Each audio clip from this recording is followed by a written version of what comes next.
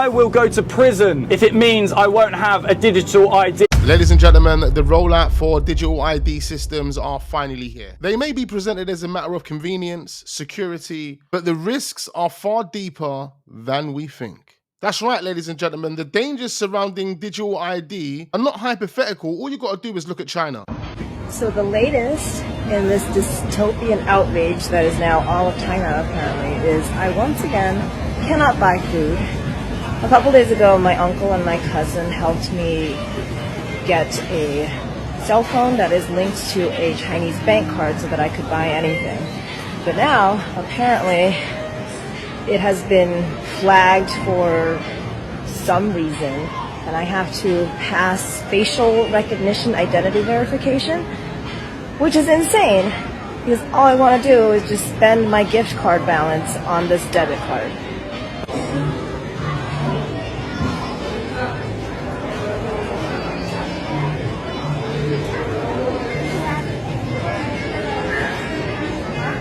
Open your mouth and do not cover your chin. Can you imagine in Westfields hundreds of people standing with their phones trying to get their facial recognition sorted out because they can't make any purchases? I can't believe I'm doing this. I have to open my mouth. Oh my god. Terrifying.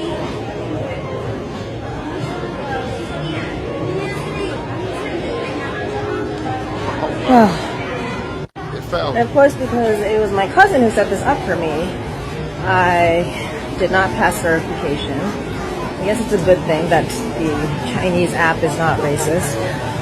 But now, I once again can't buy anything. The social credit system, that stems from digital ID. Basically shows how modern day technology is being weaponized to monitor citizens, punish dissent, and enforce conformity. Now, if the UK drifts to a similar model, where every aspect of life depends on a digital credential, then can you imagine what that's gonna do to UK society? And you think this is bad? It's about to get worse, ladies and gentlemen. Let's take a look at this. Everywhere she goes, Ouyang Haoyu is followed. What she buys, how she behaves, is tracked and scored to show how responsible and trustworthy she is. It's called the social credit system, and in one version now being tested, a person's reputation is scored on a scale of 350 to 950.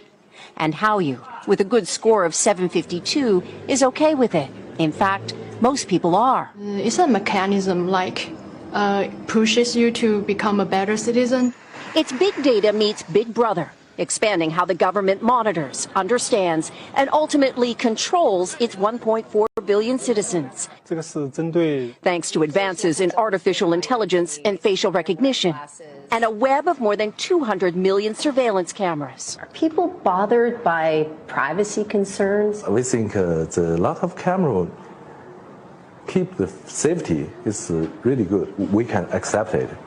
Companies are experimenting. Is China really that bad? Like, is it really that bad on the Chinese streets? Like, I don't know. Obviously, I've heard of the triads and all of that, but are they really that bad? Are people getting robbed left, right, and center? People getting stabbed left, right, and center? Or has that been the case in China? Because why the hell would they need to implement all of these safety measures? Because that's what they're trying to indicate this all is. The algorithms to help the government create the new national social credit system. The government also has pilot projects. In one, citizens are required to do hours of unpaid work to get benefits.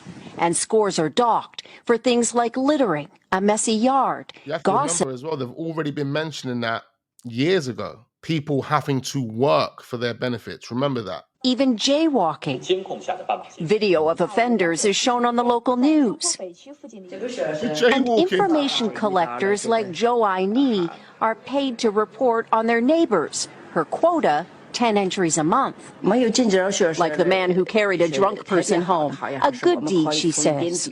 Good social credit gets rewarded with perks like cheap loans and travel deals. But a bad score means public shame and worse. Huang Huijun lost a court case and didn't pay. Now he's on a government blacklist. I can't buy airplane or train tickets, he says, and the list goes on. Being discredited makes it hard to get a job or put kids in top schools.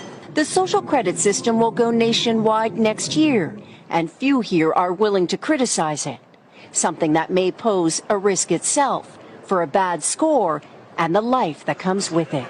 Janice Mackey-Freyer, NBC News. I mean, that video right there, ladies and gentlemen, should give you a bit of insight into what life would be like once digital ID has been fully set up and established here in the UK. What they'll then make us move on to. Social credit scores.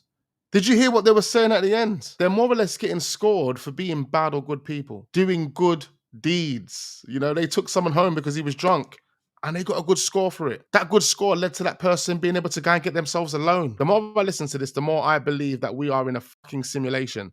Like, how? Why? Doesn't make any sense. Just let us be. Let us be. Why the hell do you need to govern us so much? It's like we are in a computer game, ladies and gentlemen. The technology has taken over. We were so fascinated with actually creating computer games. PS1, PS2, PS3, PS4, PS5. Now our life has become PS6. Look at these kids here as an example, ladies and gentlemen. This is for them to get in and out of school. You know? They're setting the wave. They're setting the trend. This is old as well. That video, ladies and gentlemen, is from 2023. Let's take a look at this. This is facial recognition, digital ID, mandatory to get in and out of certain districts. It's also, as I said in one of my last videos, being implemented in supermarkets. In fact, didn't I just see a video of Aldi's already implementing some sort of system in their supermarkets whereby you have to tap in and tap out in order to get in and out of the shop? I'm pretty sure I see that. We're going to take a look at that, ladies and gentlemen. Don't go anywhere. But this right here, oh my God, is what life could be like within the next year or two.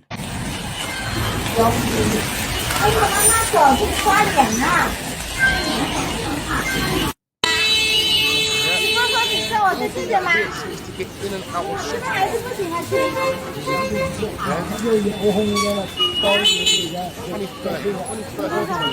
By the year 2030, this type of technology will be implemented in most shops. Funny that this is all coming into play because this morning I see an interview of Nigel Farage. From 2030, the United Kingdom will introduce central bank digital currency. They're recruiting staff at the moment. 100 world governments are now heading towards CBDCs. If we have CBDCs in a cashless society, our spending can be controlled. Where we spend it, how we spend it. And it's already happening. So this is the Aldi shop, ladies and gentlemen. What's so weird about this video? It says it was published in 2023. So they've been trying to implement this type of technology for a few years. But this is London, Greenwich, not too far from myself. Some food so that I can feed myself. And then you approach the barrier and look.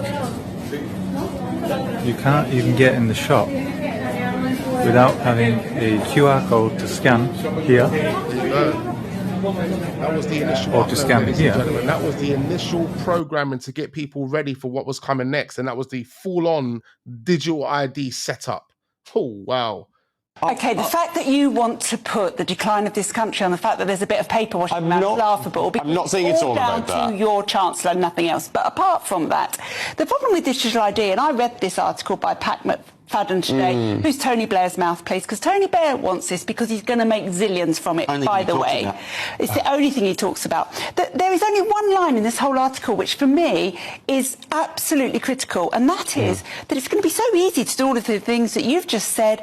You can even collect your supermarket loyalty points on it. That is the scariest line in that whole article. You know why?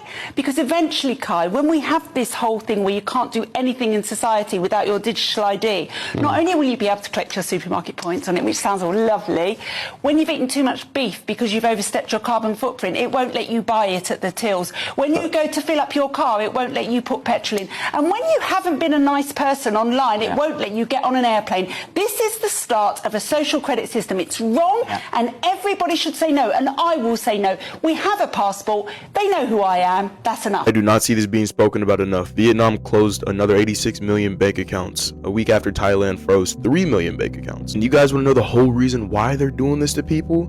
It's because people aren't trying to comply with this whole digital ID thing. Basically, they're trying to digitize everything. They're trying to digitize your identity. They're trying to automate and digitize the jobs and the workforce. They're also trying to automate and digitize the financial industry. And it's happening in Thailand, bro. Like, this isn't just some Western concept. You often see people talk about, like, is the end times only happening in America? No, they do it in these other countries where media isn't that popular because they can get away with it much better. It's easier because more people are likely to comply, and they're going to set the stage in all these other countries like the Thailands, like Vietnam, like China, like multiple others. And there are multiple others. But the point is that they're setting pace. And it's not only here in the UK, ladies and gentlemen, it's also been confirmed that this ultimatum has been given to the Americans.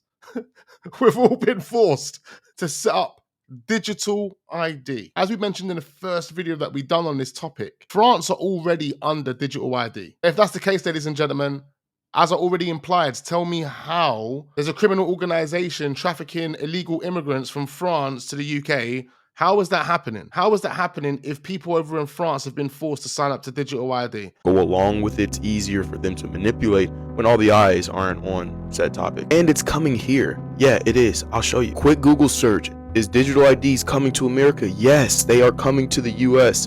And it says here that digital IDs can be saved in digital wallets like an Apple Wallet or a Google Wallet. Guys, look, we're here. This like is really happening, bro. Like Terminator, all these movies, WALL-E, iRobot, like all these movies, they tried to warn us, bro. And it's not that they tried to warn us. They really just... Exactly. They were literally just telling us. They were just uploading the program, basically, because that's how it all works, ladies and gentlemen. They were uploading the program and ready to play it out. And now they're playing it out. We're letting us know what's going to happen in the future. Will you be getting a digital ID? Let me know down below in the comments. Also, let me know your thoughts regarding this digital ID and what all you think is really going on here. But hey, you know, we were warned. We definitely were warned. The Bible says in Revelation 13 that no man would be able to buy or sell save he receive a mark.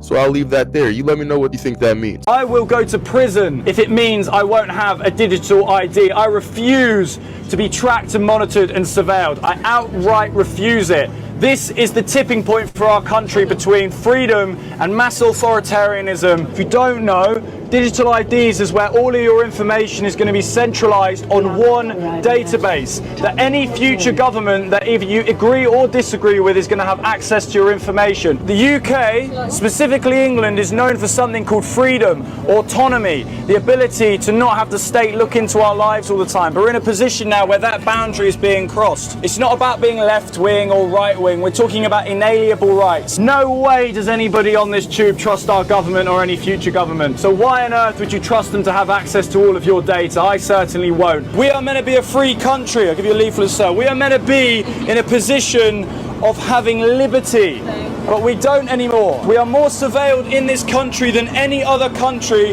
in Europe. That is outrageous.